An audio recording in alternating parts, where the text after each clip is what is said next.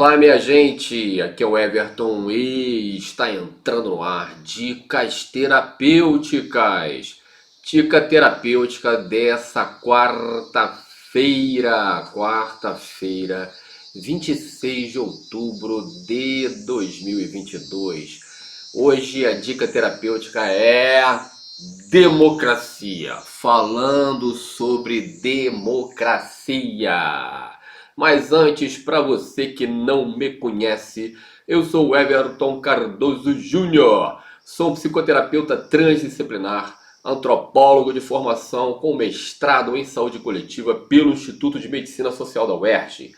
Eu tenho um canal aqui no YouTube, o IMC2, o seu canal de terapias transdisciplinares, que são técnicas transpessoais, holísticas e esotéricas. Mas o que Jesus, o que Everton, democracia tem a ver com terapia? Democracia tem a ver com tudo. Tudo, porque política, né, também tem a ver com tudo, né? Todo ato humano é um ato político. O ato de curar é um ato político. E quando a gente está fazendo política, né, de uma forma democrática, a gente também pode promover inúmeras curas no coletivo. Gente, eu nasci em 1967. Em 1967 já havia rolado o golpe militar de 1964, golpe militar que foi apoiado ali pelos principais setores da sociedade brasileira. A grande mídia, por exemplo, apoiou o golpe. Depois, né, 50 anos depois, o Boni fez ali o meia-culpa da Rede Globo.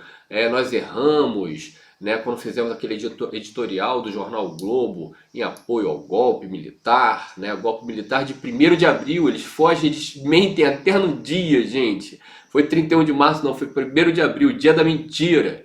Pois 50 anos depois a Rede Globo foi lá e falou: nós erramos, assim como erraram em 2014, assim como erraram em 2016, assim como erraram em 2018, estão ali ainda, né, numa posição assim um pouquinho mais expondo o que a gente está vivendo, mas também assim não de uma forma contundente como deveria ser exposta. Em 67, quando eu nasci, né, o bicho estava pegando. Tortura para tudo que é lado, muita gente sendo presa. Eu morava na zona norte do Rio de Janeiro, crianças eram sequestradas à beça. Eu tinha amigos que tinha, na época, o carro de chapa branca, parecia uns camborões malucos lá, chapa branca, todo mundo tinha medo. Não era nem um pouco legal aquilo ali. Teve surto de meningite nos anos 70, ninguém falou nada, mas se falava boca miúda nos colégios para tomar cuidado com isso e com aquilo. É, é, Havia censura. Eu fico vendo hoje as pessoas defendendo fake news, o direito de fake news, o direito de mentir. Gente, isso é crime. Calúnia, injúria, difamação, isso é crime. Naquela época havia censura. Essas pessoas às vezes que estão defendendo aí fake news, alguns o pessoal aí de mídia, youtuber, né? Você não teria condição de falar o que você fala, amigo. Tinha censura. Antes de começar uma novela, tinha ali aparecia na televisão um papelzinho da censura dizendo que aquela novela estava autorizada. Tinha um censor, a dona Solange lá canetando as músicas dos nossos artistas. A gente ficou um tempão sem poder votar. Um tempão sem poder votar para presidente. Primeira eleição de governador foi em 1982, anistia em 1979, aí voltou todo mundo, voltou um monte de gente, voltou Leonel Brizola, Darcy Ribeiro, Fernando Gabeira, um monte de gente volta, né, ali em 1979. A ditadura militar é execrada, a gente vivia hiperinflação, foi só piorando. Tivemos aquele momento das diretas já, aquele comício da Candelária, milhões de pessoas, 1 milhão de pessoas ali na Candelária. Eu vi coisas do Arco da Velha. Rede Globo não mostrou nada, não passou na Globo, aquele comício maravilhoso, estava acontecendo no Brasil inteiro. estava lendo o livro da Democracia Corintiana, do Tom Cardoso, meu homônimo, né, falando sobre a biografia do Sócrates, na verdade. E aí, relembrando isso, esses comícios no Brasil inteiro, aí a gente tem lá a emenda do Dante de Oliveira, a emenda, né, para as diretas já não passa, e a gente tem eleição indireta para presidente, que aliás Tancredo morre, assume o vice, eleição direta só em 1989, ele tinha votado para presidente em 1960. Olha só, quanto tempo, gente, 29 anos, uma revolução inteira, um ciclo de Saturno inteiro sem votar para presidente. Que janela, né, ruim que a gente viveu. Com todos os problemas da política, o exercício democrático é o que nos faz crescer politicamente. Nós ficamos 29 anos sem votar para presidente, gente. É o que eu falo. A história política brasileira não é uma história democrática. A gente teve, né, uma monarquia até 1889, né, com escravidão até 1888. Fomos o último país a abolir a escravatura. Então por isso que ainda tem muita gente com essa mentalidade escravocrata. Uma outra singularidade do Brasil, o Rio de Janeiro, capital aqui do Brasil, né, na época, ele foi capital de um reino português. Então, em 1808, a família real vem para cá. A aristocracia portuguesa vem para o Brasil. Então, de repente, aqui no Rio de Janeiro, tem toda uma aristocracia que não existia, de Portugal, europeia. E a burguesia ali, os pequenos comerciantes que atendiam a essa aristocracia, começou ali a se criar essa cultura de bajulação e troca de favores com a elite.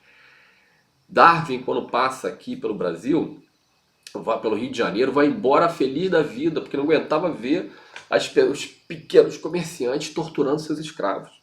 Então essa mentalidade ainda permanece um pouco com a gente, isso a gente tem que liberar. A gente precisa valorizar o conceito de democracia. Precisa valorizar o conceito de democracia. Quando teve a primeira eleição presidencial, já podia votar para o presidente. Foi a eleição ali, Collor-Lula, né? A polaridade ficou sendo essa.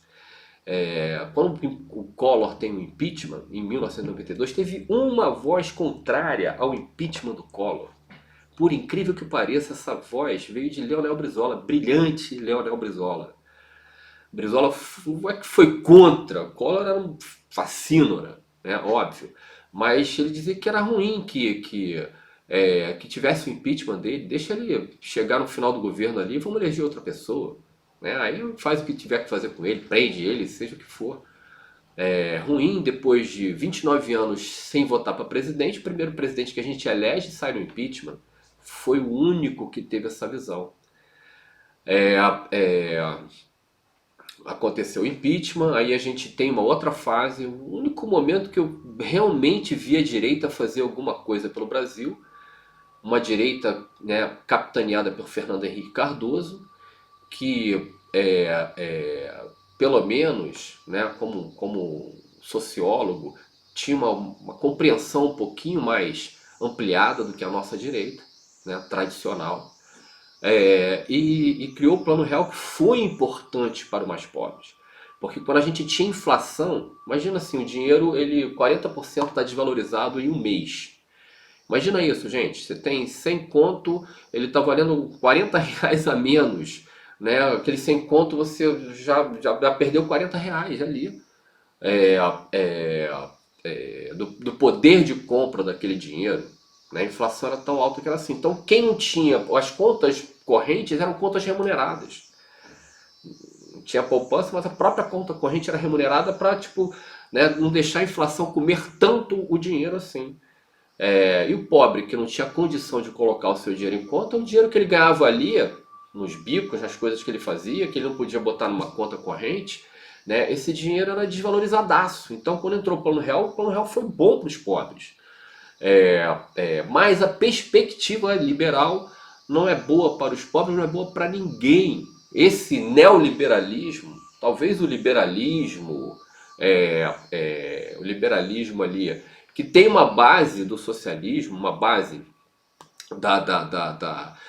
das concepções, né, socialistas, com o conceito de bem comum, o liberalismo ali escandinavo e tudo, né, a gente tem ali um caminho dentro do liberalismo é, é, para que realmente a sociedade não apenas, né, flua de forma democrática, mas flua na direção do crescimento econômico, da estabilidade socioeconômica, né, de uma nação. Mas aí olha que interessante, né? Em cima das ideias liberais de um país liberal, você vem com o conceito de bem comum, que é uma coisa que está faltando aqui para gente, né? Entra mal entrou o Temer e já aquilo que seria deslocado do pré-sal para saúde e educação, né? Não podia mais ser deslocado para saúde e educação, né? Quando caiu a Dilma e entrou o Temer. Então um governo desfaz aquilo que o outro faz. A gente tem que parar com isso, a gente tem que solidificar aquilo que é bom. O exercício democrático ele é muito interessante. Ele fala que é interessante a sucedânea entre direita e esquerda. Direita e esquerda não é balela. Direita e esquerda, né, no pensamento político, é uma expressão da dicotomia que funda a teoria social, que é a dicotomia indivíduo-sociedade. Né? A direita privilegia o individualismo, a esquerda vai privilegiar o social.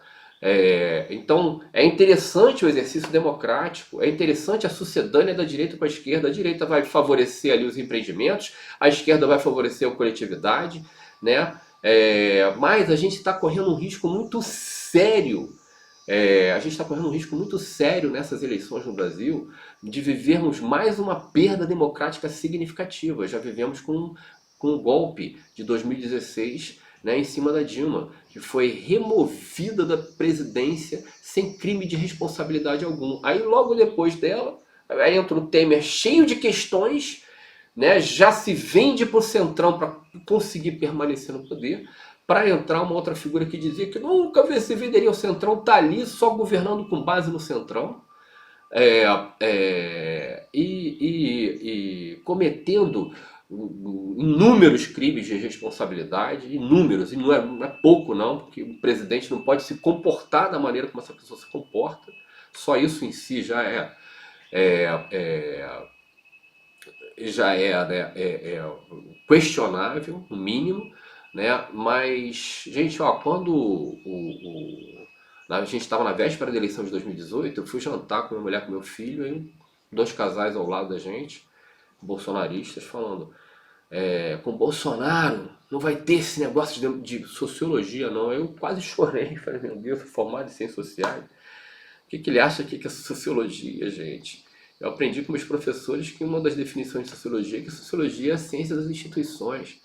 Aí você vai ali Irving Goff e vai falar que o exército é como o manicômio, hospitais, instituições totais. O que eles acham que é sociologia? Olha aí, aí eu comecei a ver livros sendo queimados, sabe? Que é uma imagem aí para o Brasil de hoje, né? E logo depois o Bolsonaro vence, mas dali da vitória dele no segundo turno até ele assumir, ele já estava sendo meio execrado, né? Já estava perdendo aliados, Alexandre Frota, Bebiano, já estava perdendo onde, já estava acontecendo muita coisa. Eu falei: cara, esse cara é uma pantomima isso aí, né? Não vai levar a lugar nenhum, o Brasil vai para um buraco. 2019 foi horrível, né? O dólar já estava beirando 5, gasolina beirando 5, né? 5 reais. Quando chega o contexto da pandemia, eu falei: cara, o Bolsonaro, porra, né? Entre aspas, tem sorte. Bastava ele chegar, aquele jeito tosco dele: gente, olha só, isso não é uma gripezinha não.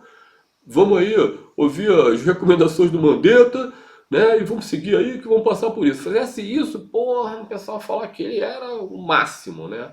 Mas a base do bolsonarismo era diferente. Fala, compara ele com Hitler. Hitler, porra, pelo amor de Deus, cara. A base do nazismo foi desenvolvida por simplesmente Martin Heidegger, se não um dos maiores filósofos do século XX.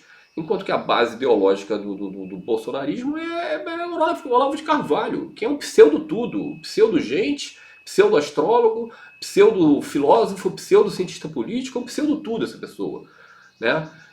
E aí aquela coisa anti-vac que a gente viu, e superfaturando vacina ao mesmo tempo. Gente, a gente passou por muita coisa, sabe? Por muita coisa ruim. E ainda estamos passando 100 anos de sigilo. O que que é isso, minha gente? Isso não é democracia. Isso não é democracia. Estourando cartão corporativo, metendo 100 anos de sigilo, 100 anos de sigilo, não sei o que, de Pazuello, pelo amor de Deus. E agora, nessa eleição, a gente tem um risco maior. A gente tem um risco de estar lidando, né, com Bolsonaro vencendo.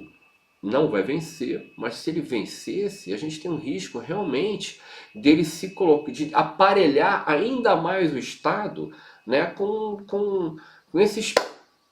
essa politicada de quinta categoria. Não, meus queridos, não podemos deixar. Democratas brasileiros univos. Democratas brasileiros, vamos derrotar toda esse povo aí, né? Vamos derrotar nesse domingo, vamos eleger a democracia, minha gente. É tão importante que eu resolvi fazer essa dica para você. É, é, Todo ato humano é um ato político, todo ato terapêutico é um ato político também. E quando a política é bem realizada, ela é terapêutica. Quando você, né, você faz um programa tipo Fome Zero, tira milhões da miséria, coisa que ninguém fez.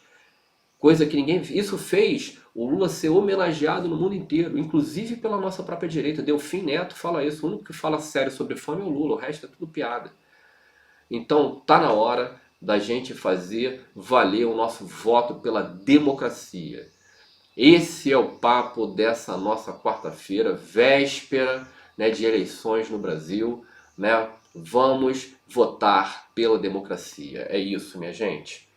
Essa foi a dica terapêutica dessa semana. Semana que vem tem mais.